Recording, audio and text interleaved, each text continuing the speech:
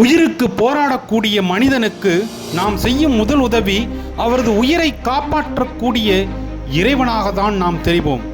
அப்படி ஒரு நாள் அன்னை தெரசா பேருந்தில் பயணம் செய்து கொண்டிருக்கும் போது அந்த வீதி ஓரத்தில் கை நீட்டி தன்னை காப்பாற்றுமாறு ஒரு மனிதன் கடைசி மருத்துவத்திற்காகவும் தன் உயிரை யாராவது காப்பாற்றி விட மாட்டார்களா என கையேந்தி கிடப்பதை கண்ட அன்னை தெரசா அடுத்த நிறுத்தத்தில் இறங்கி நாம் ஒரு உயிரை காப்பாற்ற வேண்டும், வாருங்கள் என முதலுதவி பெட்டியுடன் செல்கிறார். அங்கு சென்ற அன்னை தெரசாவிற்கு காத்திருந்தது அந்த அதிர்ச்சியான செய்தி.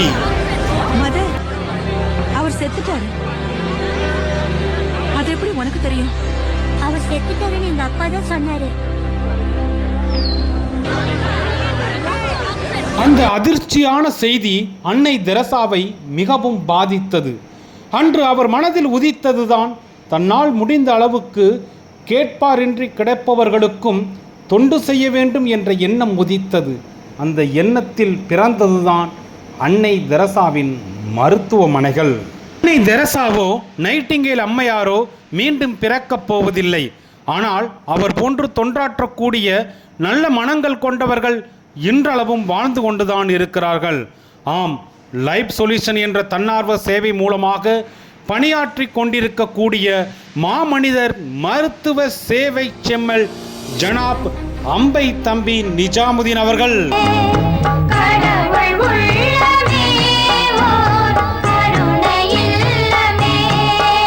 அம்பை தம்பி நிஜாமுதீன் அவர்கள் 1999ஆம் ஆண்டு மருத்துவ உதவி மற்றும் ஆலோசனைக்கு இவருக்கு ஏற்பட்ட தாக்கம் காலதாமதம் யாருக்கும் வரக்கூடாது என எண்ணி 24 மணி நேரமும் மருத்துவ உதவி என்று யார் அழைத்தாலும் அவர்களுக்கு ஆலோசனைகளையும் தீர்வுகளையும் வழங்கக்கூடிய லைஃப் சொல்யூஷன் என்ற தன்னார்வ சேவை மையத்தை தொடங்கி 23 ஆண்டுகளாக மருத்துவ சேவையில் அளப்பரிய பணியாற்றி கொண்டிருப்பவர்தான் அம்பகரத்தூர் திரு நிஜாமுதீன் அவர்கள்.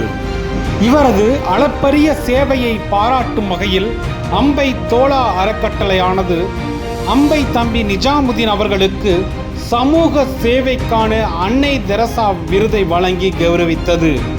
இறைவனிடம் கையேந்துங்கள், இல்லை என்று சொல்ல மாட்டார். இவரை அழையுங்கள், எந்த உதவியும் இல்லை என்று சொல்ல மாட்டார். இறைவனிடம் கையேந்துங்கள், அவன் இல்லை என்று சொல்லுவதில்லை.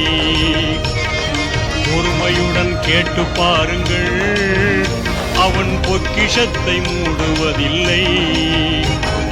இறைவனிடம் கையேந்துங்கள், அவன் இல்லை என்று சொல்லுவதில்லை.